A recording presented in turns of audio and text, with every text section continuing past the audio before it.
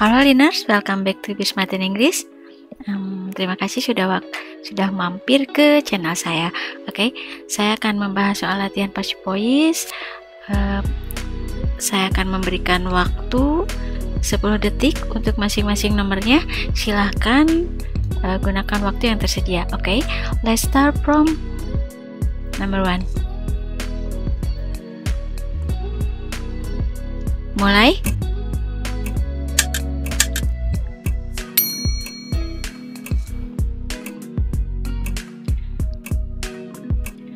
Time is up.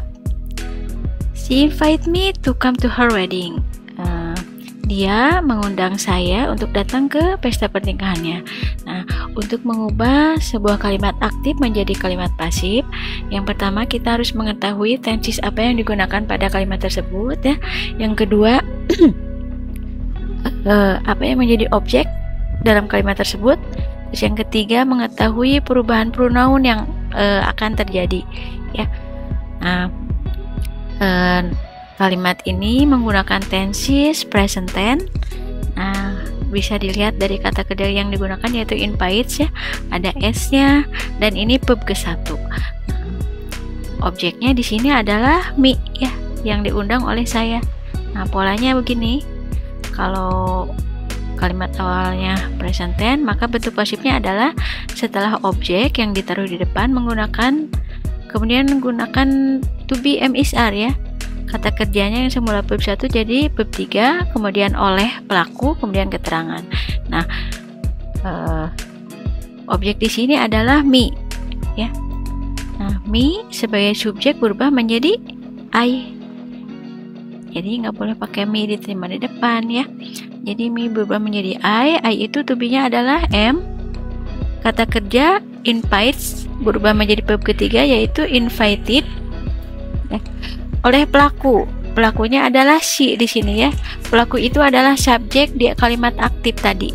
Jadi she berubah menjadi objek pronounnya adalah by her ya. Jadi nggak boleh by she tapi by her. Kemudian ke keterangan to her wedding, to come to her wedding.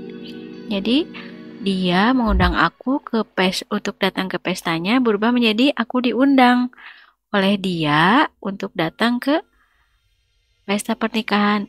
Yang harus diingat-ingat adalah setelah by harus objek pronoun, nggak boleh subjek pronoun. Berikutnya number 2. Mulai.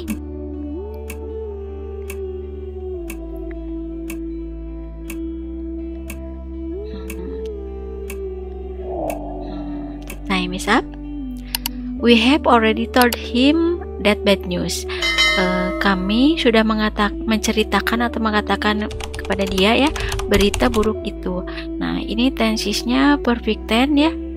Ditandai dengan penggunaan have atau has, ada already, ada verb ketiga. Nah, bentuk pasif dari perfect tense menurut saya paling sederhana ya, karena cuma ditambahkan been aja setelah have, has atau already ya. Kalau karena di sini ada already, berarti already dulu baru been. Nah, polanya begini. Ini kalimat aktifnya, ini kalimat pasifnya ya. Setelah objek have, has, baru been. Verbnya kan udah ada di sini ya, told. Jadi kita nggak usah nyari lagi. Baru pelaku. Jadi objek di sini adalah siapa nih? Him ya.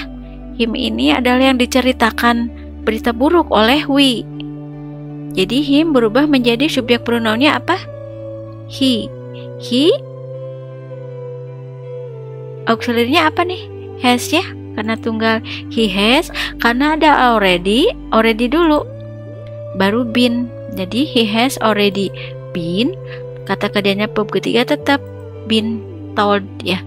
Oleh pelakunya adalah we berubah menjadi us, jadi by us that bad news. Jadi kami telah menceritakan kepada dia berita buruk itu berubah menjadi dia telah diceritakan oleh kami berita buruk itu. Oke, next. Number 3. Mulai.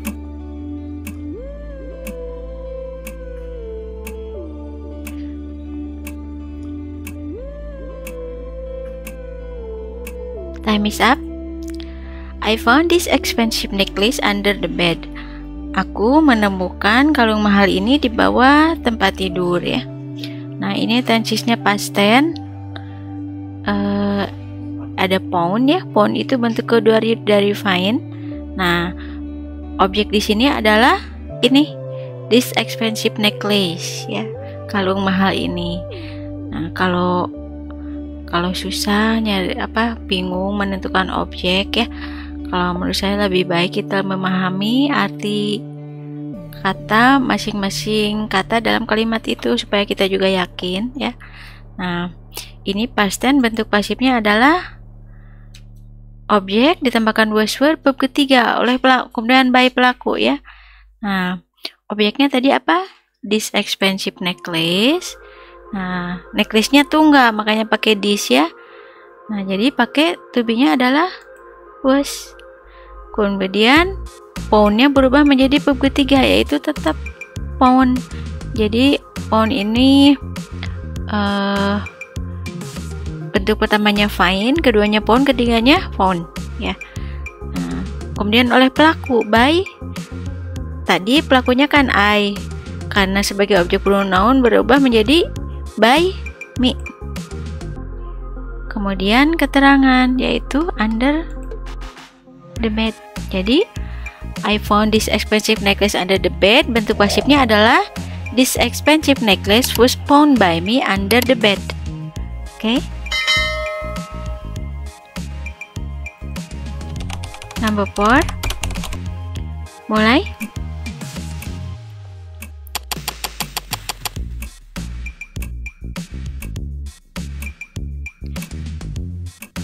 Time is up.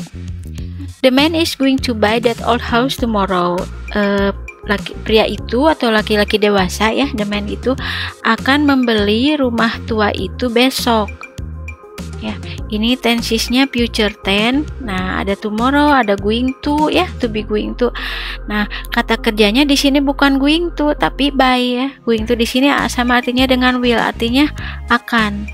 Jadi yang diubah menjadi verb ketiga bukan going ya, tapi by ya. Oke, polanya.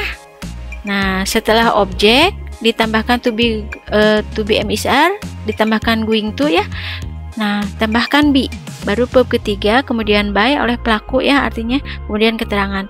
Nah, menurut saya bentuk pasif dari future itu paling gampang karena cuma ditambahkan be aja sama verb ketiga.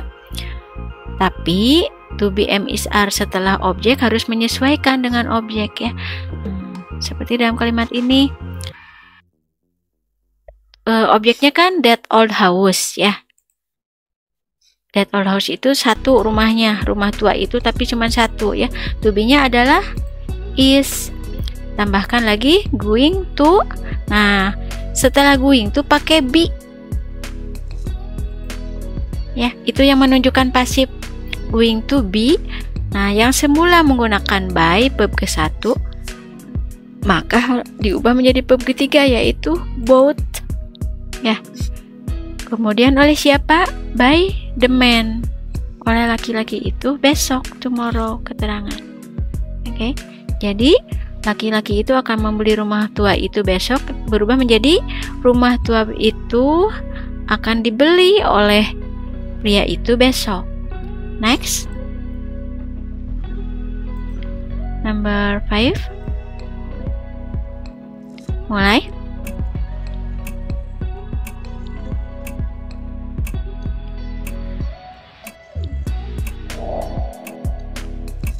Time is up.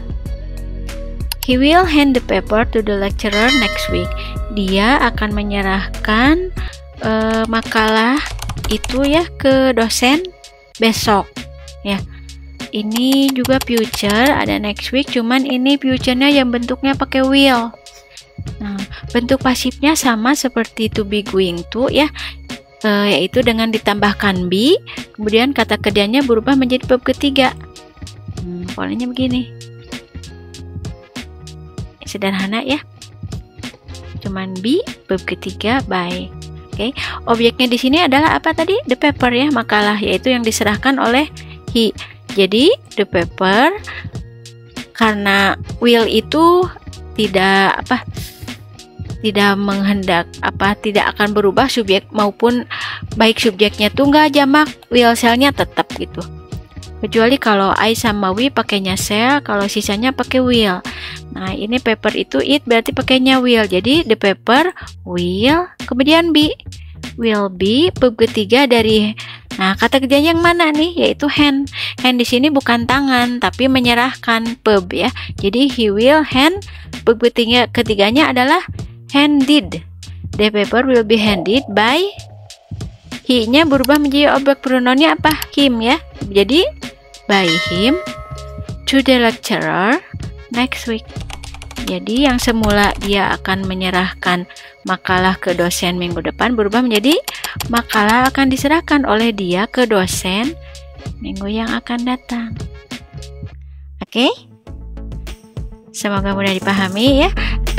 Sekian untuk saya untuk kesempatan ini. Kalau ada saran sama pertanyaan atau pertanyaannya silahkan tulis di kolom komentar, dan jangan lupa like, share, dan subscribe-nya, dan nyalakan tombol loncengnya supaya kita bisa berjumpa lagi di video berikutnya. Thanks for watching. Assalamualaikum warahmatullahi wabarakatuh.